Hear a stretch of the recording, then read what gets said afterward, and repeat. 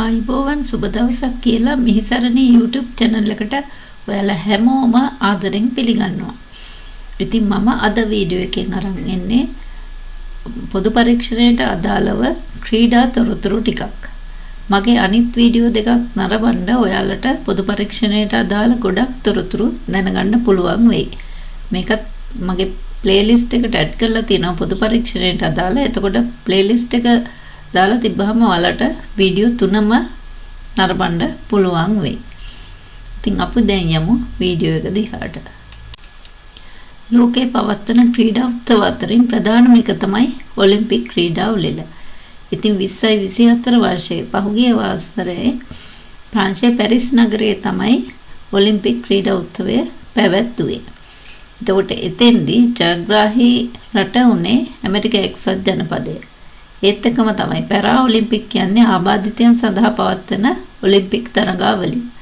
ඒකේ පදක්කම් සටහනේ ඉදිරියෙන්ම හිටියේ චීනය. එතකොට ඔලිම්පික් තරගාවලියේ ප්‍රධාන තනි අවස්ථාව විදිහට ජිම්නාස්ටික් ක්‍රීඩාවෙන් රන් පදක්කම් 3ක් ලබා ගන්න සිමෝන් බයිල්ස් සමත් වුණා. ඒත් එක්කම තමයි ප්‍රංශ පිහිනුම් ක්‍රීඩකා ලියෝන් මර්චන්ඩේ රන් පදක්කම් 4ක් දිනාගත්තා. ආමන් ඩුප්ලාන්ටික්ස් ස්වීඩනයේ නව රිටිපැනීමේ ලෝක වාර්තාවක් පිහිටෙව්වා. ඒවා තමයි ප්‍රධාන තනි පුද්ගලයන් විසින් දිනාගත් පදක්කම් උනේ. ඉතින් ඔයාලා දන්නවද දන්නේ ඔලිම්පික් ක්‍රීඩා උත්සවය පවත්වන්නේ අවුරුදු 4කට සැරයක්. එතකොට ඊළඟ ඔලිම්පික් උළෙල තියෙන්නේ 2028 දී ඇමරිකා එක්සත් ජනපදයේ කැලිෆෝනියාවේ ලොස් ඇන්ජලිස් වලදී. ඒත් එක්කම තමයි ඊටත් පස්සේ 2032 ඔලිම්පික් උළෙල තියෙන්නේ ඕස්ට්‍රේලියාවේ බ්‍රිස්බේන් නගරේ.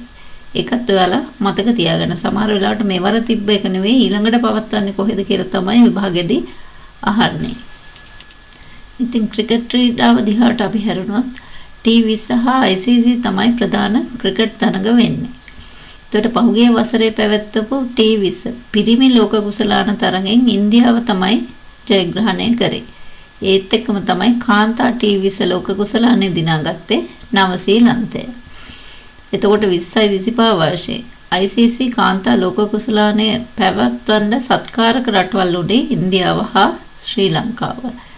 එතෙන්දි කාන්තා ලෝක කුසලානේ දිනාගත්තේ ඉන්දියාව තමයි දකුණු අප්‍රිකාව පරාජය කරලා.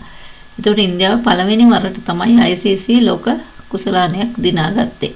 එතෙන්දි අනුශූරය වුණේ දකුණු අප්‍රිකාව.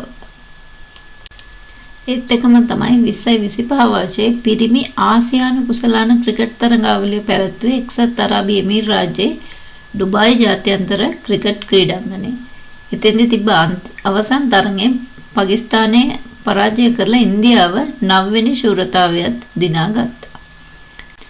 ශ්‍රී ලංකාවේ කාන්තා 2020 ජාත්‍යන්තර ක්‍රිකට් කණ්ඩායමේ නායිකාව තමයි චමරි අතපත්තු.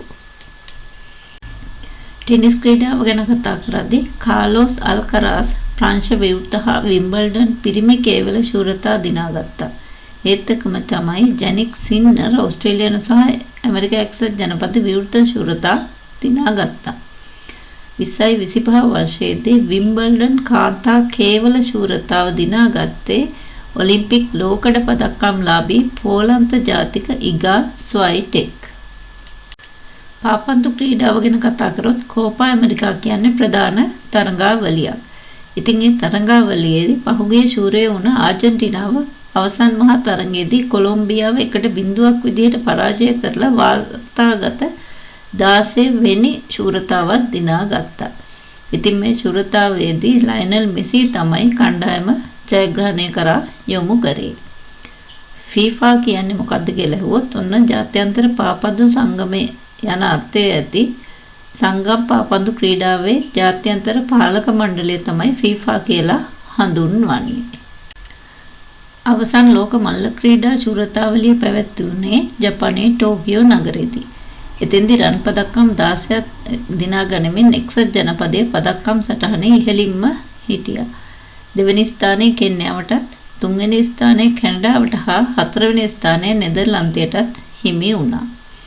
ඒ තරගාවලියේදී රිටිපැනීමේ නව ලෝක වාර්තාවක් පිහිටවන්න ආමන් ඩුප්ලාන්ටික්ස් තමත් වුණා. ඒත් එක්කම තමයි කෙන්යා වෙනුවෙන් බියට්‍රිස් වෙබෙට් කාන්තා මීටර් 5000 හා 10000 ඉසව් දෙකේම රන් පදක්කම් දිනාගත්තා. ඒක විශේෂ අවස්ථාවක් වුණා. ඒත් එක්කම තමයි ඇමරිකා එක්සත් ජනපද කණ්ඩායම වෙනුවෙන් මෙලිසා ජෙෆර්සන් උඩන් කාන්තා මීටර් 100 200 හා මීටර් 104 සහය දීමේ ඉසව් වලින් රිත්ත රන් පදක්කම් දිනාගන්න සමත් වුණා.